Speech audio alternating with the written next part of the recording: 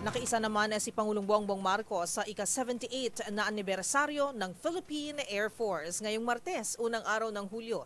Dito'y binida ng Air Force ang kanilang mga nakamit na tagumpay sa nagdaang taon. Ang mga detalye ihahatid ni Let Narciso. Dumalo si Pangulong Ferdinand Marcos Jr. sa ika-78 anibersaryo ng Philippine Air Force na ginanap sa Villamor Air Base sa Pasay City. Sa nasabing okasyon, ibinida ng Philippine Air Force ang kanilang mga accomplishment, partikular sa territorial defense at air surveillance. Kabilang dito ang higit 1,000 flying hours sa pagpapatrolya sa West Philippine Sea, Philippine Rise at iba pang bahagi ng teritoryo ng bansa. Na-monitorin daw nila ang higit 800 unknown trucks sa pamagitan ng Air Defense Surveillance Radars sa Philippine Air Defense Identification Zone. Ipinagmalaki rin ng Air Force ang kanilang karagdagang assets gaya ng Black Hawk helicopters at long-range patrol aircraft.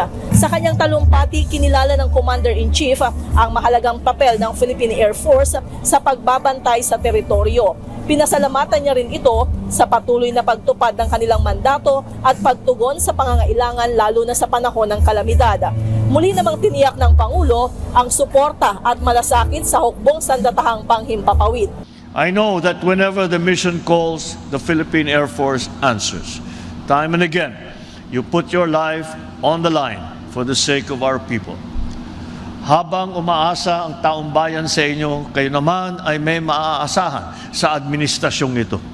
Bilang inyong Commander-in-Chief, titiyakin kong buo at tapat ang suporta at malasakit ko sa inyong lahat na Philippine Air Force.